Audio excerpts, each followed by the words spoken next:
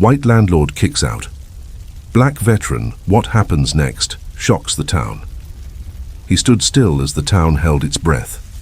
The mayor, the reporters, even the man who had once kicked him out of his home.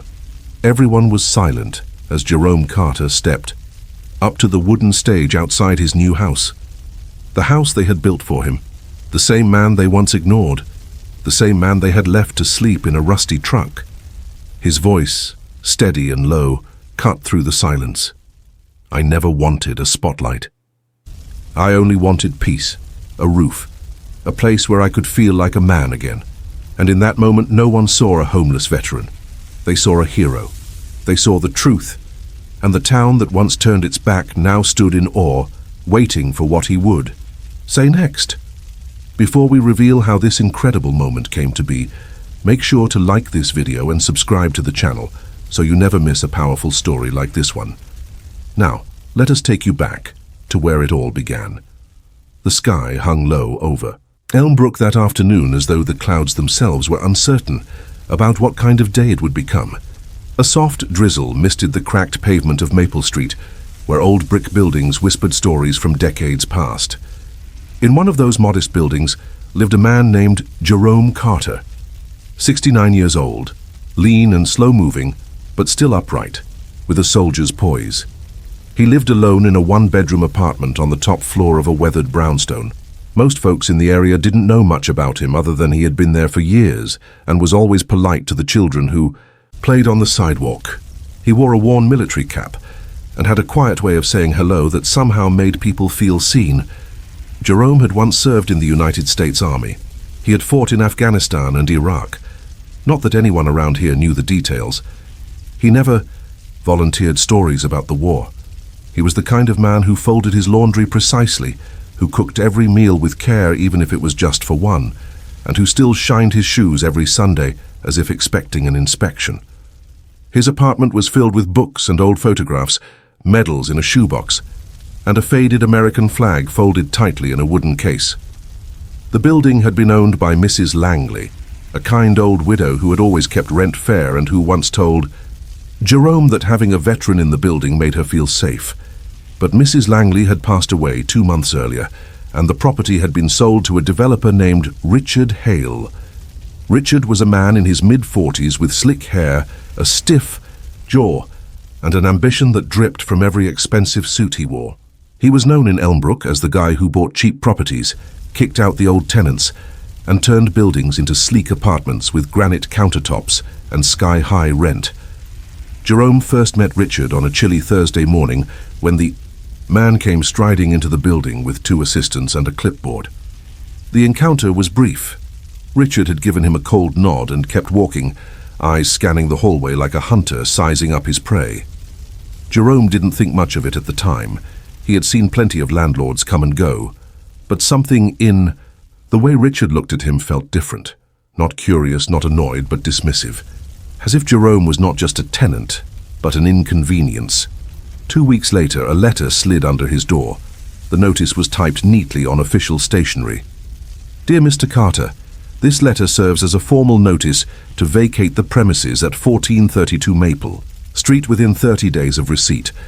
The property is undergoing redevelopment, and your unit is required for renovations.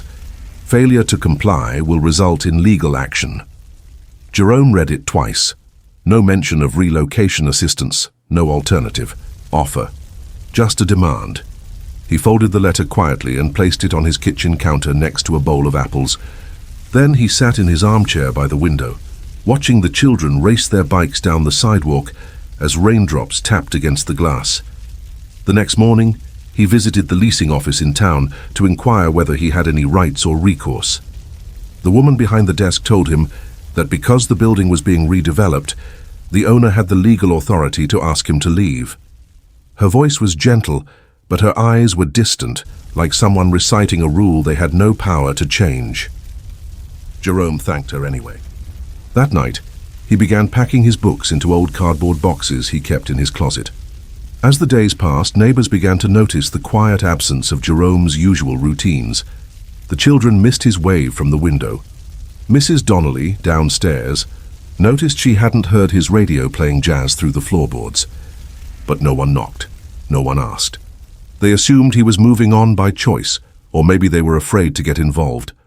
One evening, as Jerome carried a box down to his truck, he ran into Richard by the entrance. The landlord was on the phone, pacing, talking loudly about marble countertops and investor meetings. When he spotted Jerome, he paused his call and glanced at the box.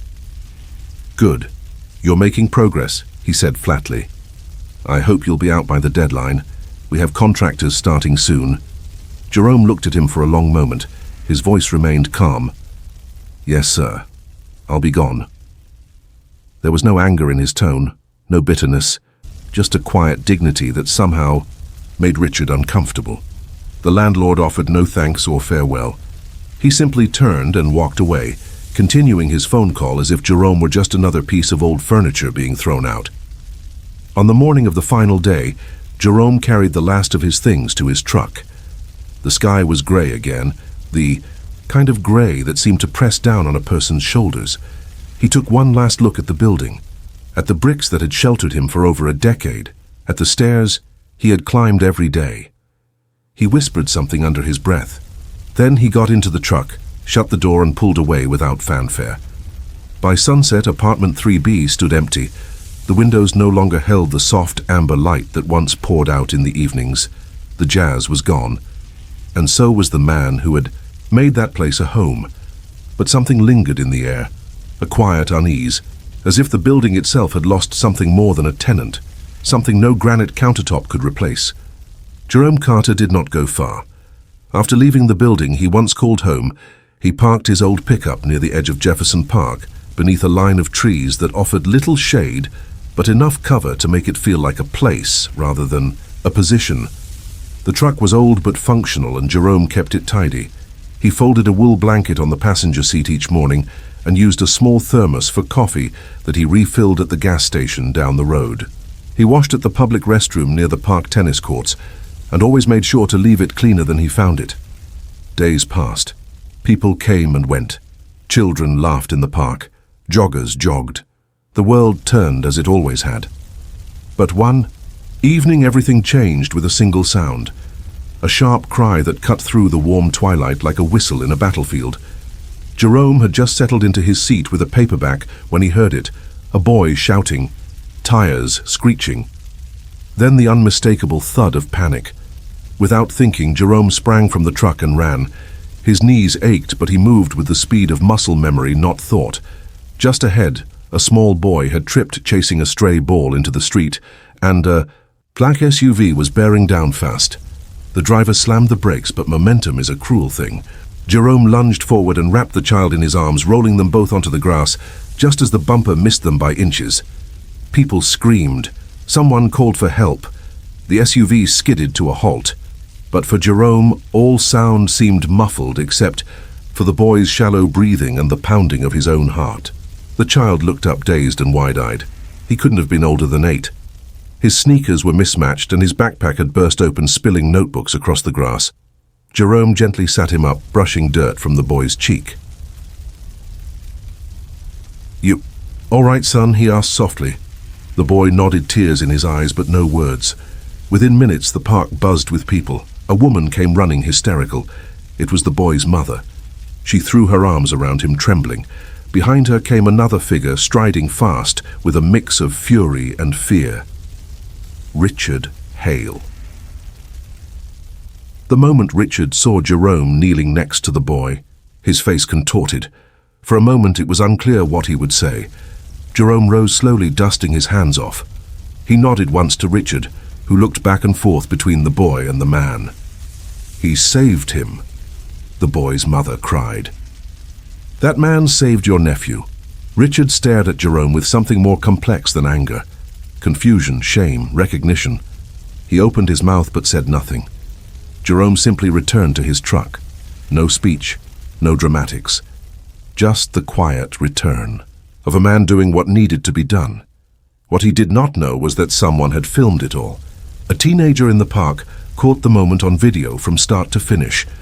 By nightfall, the video was online. By morning, it had over 50,000 views. Local news picked up the story. The headline read, Black veteran saves child in park hero leaves. Without name. Reporters began asking questions. Who was this man? Where did he come from? Why was he sleeping in a truck? Someone recognized him. Someone who had once served with him in the army and called a local station to say his name was Jerome Carter, and he had once carried a wounded soldier 3 miles under sniper fire to reach safety. The story caught fire. People began to come forward. A teacher who remembered how Jerome helped fix her flat tire in the snow. A teenager who said Jerome gave him money for school supplies. A single mother who remembered how Jerome offered to walk her home after a late shift. And slowly the silence of Elmbrook began to crack. A group of residents gathered at the town square holding signs not of protest, but of apology. Bring Jerome home, they read. Honor our heroes. A local pastor spoke to the crowd urging compassion. The mayor issued a statement praising Jerome's courage. The Veterans Association offered him temporary housing. But Jerome refused. He said he would wait. He said he was fine, but the town was not fine. The memory of watching a man like him be cast aside like trash while he carried the heart of the community on his back was too much to bear. Then came the students, high school seniors who organized a rally. They made posters and t-shirts. They knocked on doors. They collected signatures. A petition to restore Jerome's dignity had over 3,000 names in 2 days. All of it led to a town hall meeting on a Friday evening, packed tighter than it had ever been. Every seat taken, people standing against the walls and spilling into the aisles, and at the center of the room sat Jerome Carter, wearing the same old army jacket and that weathered expression of a man who had seen far too much to be impressed. By cameras, a councilwoman stood at the podium and read a prepared statement, but her voice shook with emotion. "We failed you," she said plainly, "and we cannot undo what has been done, but we can decide what happens next." Then she turned to the crowd and asked if anyone wanted to speak. Hands went up. Stories flowed. Not about Jerome the soldier, but Jerome the neighbor. Jerome, the man who listened, who gave without asking, who watched over the street when no one else would. Some cried, some clapped. Even children raised their voices. But Richard Hale was not there, or so they thought, because just as the meeting began to close, a door opened at the back, and Richard stepped inside. His face pale, his eyes tired. He made his way to the front without speaking and stood beside Jerome. For a long time he said nothing. Then at last he faced the crowd. "I was wrong," he said quietly. "I saw this man, and I saw a problem. I did not see his story. I did not see his heart." And then he turned to Jerome. "I owe you my nephew's life, and I owe this town an apology." The room held its breath. Jerome simply nodded. The spark had been lit. But what came next would change everything. The morning after the town hall meeting, Jerome Carter stood by the edge of the park where his old pickup still rested, its frame rusted but proud like the man who had called it home for too long. The air was quiet and still, the kind of stillness that follows a storm not of wind or rain but of change. The sky bore soft streaks of pink and gold, as if the dawn itself had chosen gentleness. Jerome sipped from his thermos, eyes distant. He had never asked for recognition. He had asked only for dignity, and even that had been too much until the world was forced to see him for who he really was. By midday, something unusual began to stir. First came the sound of footsteps, then murmurs, then the sight of people crossing. The grass toward him. Neighbors, students, clergy, even veterans he hadn't spoken to in years. Some carried tools, others carried timber. One man brought a tool belt and began measuring. "What's going on here?" Jerome asked without raising his voice. "You're not sleeping in a truck anymore, Mr. Carter," one of the students said. "We're building you a home right here in the community." Park a small bungalow, paid for by donations, designed by local architects. Every plank to be raised by volunteers who had seen the video, heard the speeches, remembered the man. Jerome's lips parted slightly, but no words came. He simply watched as they cleared the ground, laughing and sweating and working side by side like a town awakening from a long sleep. Someone brought him a folding chair and insisted he sit under the tree while they built. He tried to protest, but they would not let him lift a finger. "Let us do this," someone said, "for everything you've done." The next few weeks moved quickly.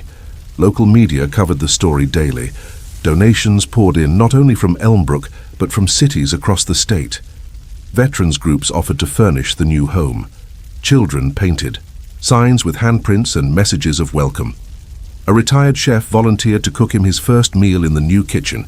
And then there was Richard Hale. He came every morning at 7 sharp. Sometimes with lumber, sometimes with coffee, always with the same quiet humility. He never made speeches, he just worked. One evening, after hammering in the last beam of the porch, he stood beside Jerome and said softly, "I hope one day you can..." "Forgive me," Jerome looked at him, and after a pause replied, "It's not about what you said or did. It's about what you do now." And so they stood, two men once divided by history, now connected by healing. The day of the housewarming was unlike anything the town had seen. A stage was set. Banners hung from trees. Flags waved gently in the breeze. Veterans marched in uniform. The high school band played anthems. Elders told stories of how long it had been since this town had come together for anything that mattered. When Jerome stepped onto the small wooden stage outside his new front door, the crowd erupted, but he raised a hand to quiet them. He did. Not like applause. He preferred stillness. His voice, though quiet, carried with the weight of someone who had spent a lifetime watching more than speaking. "I never wanted a spotlight," he began. "I only wanted peace, a roof, a place where I could feel like a man again." He paused. "This town took that from me once, but now you have given it back." He looked across the crowd. Faces he once passed, silently now leaned forward, listening. "You see, a veteran is not just a man in uniform. He is a man with scars, with stories, with struggles that never make the evening news. We come home to empty rooms and cold stares. We fight battles inside that never end. But dignity. Dignity is not something you earn on a battlefield. It's something a community gives or takes." He looked toward the old landlord, who stood at the edge of the crowd, "and dignity was taken from me. But I'm not bitter, because bitterness builds nothing. What you see behind me was built not from wood, but from a second chance." The crowd was silent. Then slowly applause rose, not loud but steady, a kind of reverence, a kind of understanding. From that day forward, Jerome Carter's life became more than survival. It became service once more. He started a mentorship group for troubled youth. He helped fellow veterans navigate the VA system.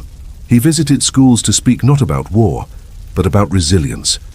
He walked daily through the town that once turned its back on him and was now trying to write a new page. The park was renamed Carter Grove. The bench where his truck had once stood now bore a plaque to the man who taught us to see with more than eyes. Richard Hale sold the building where it all began. The proceeds went to fund housing programs for homeless veterans. And though some still whispered behind closed doors, most walked with heads held higher. Because change, real change, never comes all at once. It comes like a sunrise, slow and stubborn, but certain.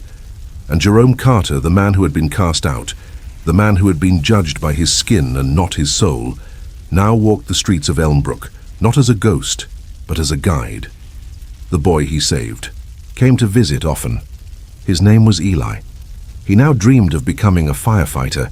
He said it was because heroes save people, and Mr. Carter had shown him how. One evening, as twilight painted the sky, Jerome sat on his porch sipping coffee from the same old thermos.